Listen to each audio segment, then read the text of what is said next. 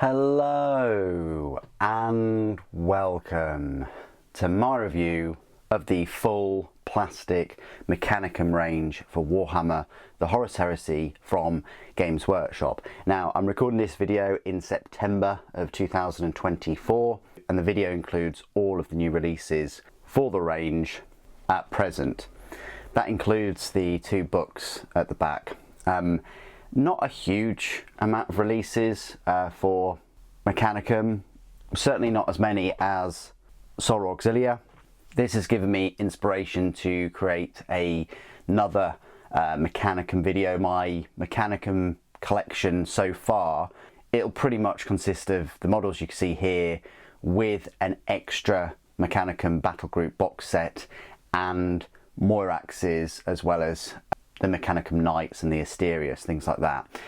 I have high hopes that Games Workshop will expand this range a little bit further down the line with more plastic tanks like the Karachnos and the Krios, as well as more robots like the Ursilax, the Vultarax, the Vorax, the Domitars, a different variant of the Thanatar you see in front of you, of course the Myrmidons, and maybe some other Mechanicum units that we've never really seen before, maybe a couple of characters. But I think they'll focus on Solar Auxilia and Space Marines before they, return to this army. I would be wrong to say I was expecting more, because what we've had released is what they previewed. But now that they've got the kits like the Triaros and the Thanatar, hopefully they can build on those. If you wanted to pick up everything you see here, it will cost you about £285. The books between 30 and 40, the Thanatar's 63, it's almost half the price of the battle group box set, which you can still pick up, and I would advise you to do that. If you only wanted a few of the kits in that battle group and you're thinking about buying them separately, save up a bit more money and get the battle group, because it's a big armoured troop transport and you've got 3 units of troops. As I do with all of these new release review videos, is I'll take a look at these models individually and talk to you a little bit about them, the price, build detail. I'll give you my favourite model towards the end of the video and give you a full collection video at some point very soon. So it all kicked off with the Mechanicum battle group box set right there. It included the Triaros tank. Absolutely fantastic kit. I built that in live stream, and yeah, I'm pretty sure that they'll just need to take one sprue out and replace it with the Karachnos mortar battery and things, so that we get a that specific tank. It's big, there's a lot of presence. If you've got 2 of them, it's going to dominate your force. You can easily see that 20 of the Tech-thralls will fit in there. I do have a second box set, so I'm looking forward to building this second one. If we have a look at the mini itself, yeah, it's large. It's almost Spartan sized, definitely in terms of length, maybe not quite as wide, but the height is there too. It may not be the best armoured, it's got the Mauler bolt cannons, it's got the Volkite Calivers, I can't remember, and then it's got these funky 2 things here, which are actually hunter-killer missiles, and then it's got the flare shields as well. Very Mechanicum looking. You won't have any issues building it. It does have a base as well, which is, yeah, it should be the standard. There's nice detail, and the tracks aren't too bad to put together as well. They're big chunky tracks, and it's just nicer to build. I felt the build experience compared to the Solar Auxilia tanks. So yeah, great kit, great addition to the box set, and can transport the Tech-thralls or the Thallaxes. Speaking of which, Thallaxes, great kit. Yeah, they're a bit pricey, but you do get a box set of 6, and the plasma fusils look like plasma guns that are just, I'd say, upside down. You've got the actual barrel of the weapon below the top part, which is contrary to normal plasma weapons. Typically you have this at the top, the actual chamber firing chamber. I don't know what you'd call it. It's a made-up weapon in a, 31st millennium in a sci-fi universe, but still, I haven't seen any other kind of units and things equip plasma fusils. So it might be because they're robots at the end of the day. They're not really flesh at all. So I'm not sure about the brain in there, but and they can just handle that if they overcharge it or if there's a breach. Maybe that's the design, or maybe that's just the design of the fusil. But these are really cool. I like all the jet thrusters on them. They do whip about the battlefield. Terminator bases, quite chunky. They'll give you Space Marines a run for their money. They're just a bit smaller in numbers, but they have a decent number of wounds each, and they are survivable. Another unit in the set were these Tech-thralls. Now, I was a little bit not disappointed with them. I mean, they are plastic Tech-thralls at the end of the day, and I think Tech-thralls in resin were becoming pretty expensive to pick up. But in a way, you've got more variety in this box set of 20 because you can mix the arms and the heads with all of them, but the weapons are slaved to at the actual Tech-thrall itself, so you can't swap that. It's up to you whether you want to put these bayonets on. I have for this set of 20, but for the next set, I will probably leave them off because they do look a little bit odd. To have these, and they're not that good in close combat anyway, are they? So they're kind of like mindless drones in a way. Then you've got the Castellax. Now this is a good set, don't get me wrong.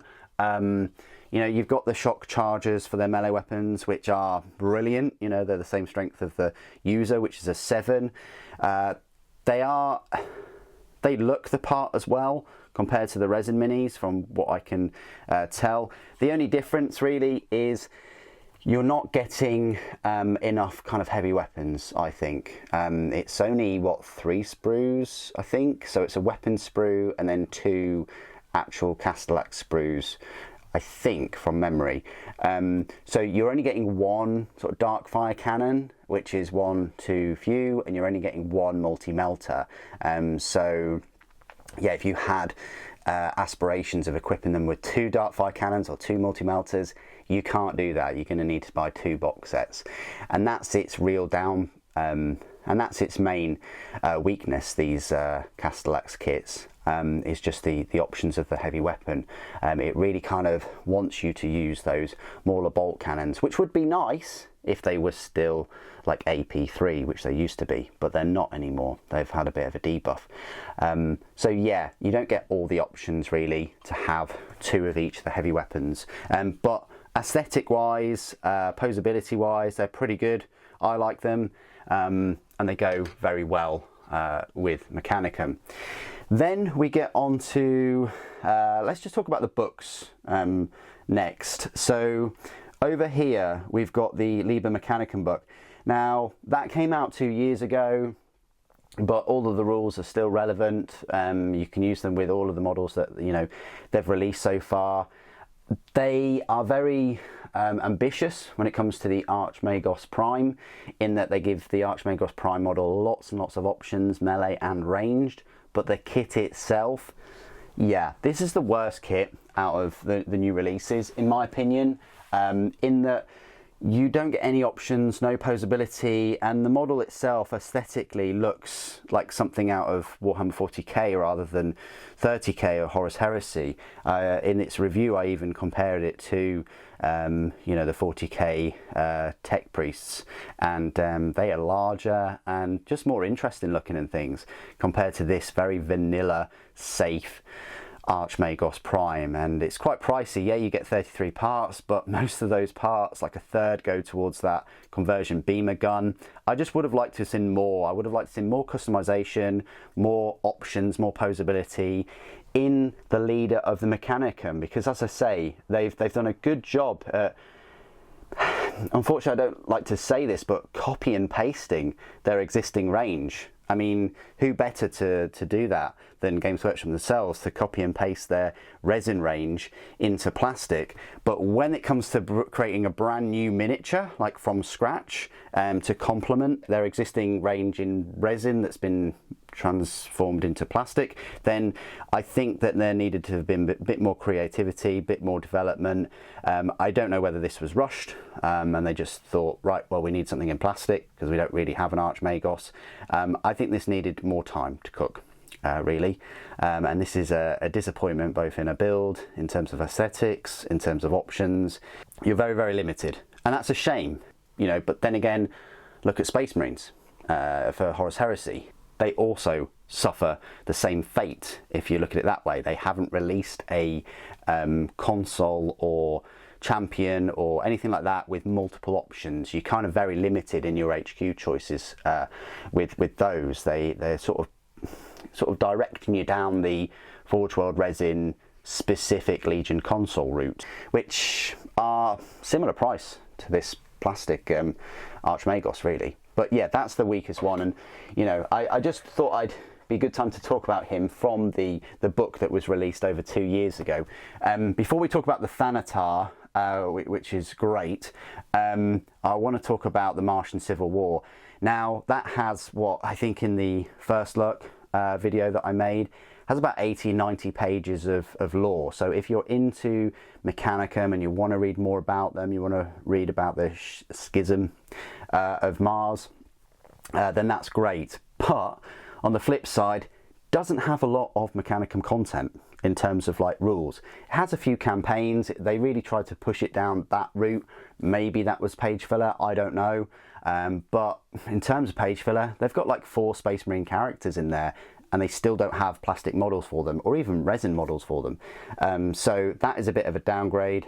The Triaros tanks, they do get a data sheet, and there are some decent rules for using Mechanicum for your traitor legion. So if you're collecting Sons of Horus or Thousand Sons or Emperor's Children, Death Guard, all those kind of ones, then yeah, and you want some Mechanicum in your force and you want to make use of those traitor rules, then again, this is a must to pick that up. Don't feel like you're kind of limited to only picking Mechanicum if you've got Loyalist Legion, but you are going to have to pick up both the Martian Civil War and the Liber Mechanicum books to get the full rule set. And then finally, we'll move down to the Thanatar. Now, I would say out of the Thanatar and the Triaros is definitely still my best kit to build. It's straightforward, mold lines aren't too bad, it challenges you in a couple of places, and the end result is fantastic. It's big, it goes together well, it's useful in game, it's fairly point costed for what you're getting. Model wise, I like the look of the Thanatar more, but as I say, my favourite is still the Triaros, even after building this. One of the reasons is again, I know it would be unfair for me to say I wish the Thanatar had the Solex or Solex pattern las cannon in the kit. I really do. I think it would have only been 1 extra sprue, and I think they could have done that for the £60 that they're asking for. It would only be fair for me to say that if I also said you also need the alternate build of the Triaros, you know, the Carachnos tank. But I would actually argue that there would be more parts needed to build the Carachnos, so hence why that's not, you know, those parts aren't in that kit. So I think it would have been easier to do for the Thanatar than the Triaros. But that's a bit of a negative of both of them, even if that was an option for them to bundle them in. But just in terms of fun to build, posability, ease of instructions and options, the Thanatar is really, you can set the legs in like right leg forward, left leg forward. You can move the arms about and have them. You can move these shock chargers, pincers in different positions. You can have the plasma mortar firing arc at set at different degrees and have it open or closed. So although I like the look of the Thanatar more, I think overall the Triaros is a better kit and better value proposition. But I still like the Thanatar. It's probably my I want to say like 3rd favourite kit. It's still the Triaros, the Thallax, and then the Thanatar. As mentioned at the start of the video, I would like to see more Mechanicum come to plastic, definitely. I mentioned some of the kits that should be coming out. Possibly even the Moiraxes if they do a full plastic kit for those with all the weapon options included. The Magira and Styrics definitely need one box set kit with all of their weapons. They can do that with the main Questoris Knights. They should do it for that. And of course the Atrapos. It'd be really nice to see a full plastic one of those. We've got the plastic Cerastus Knights, so we've already got the kind of metal skeleton and the torso designed in plastic. We would just need all the armor plates and the weapons for the Atrapos to bring that into plastic.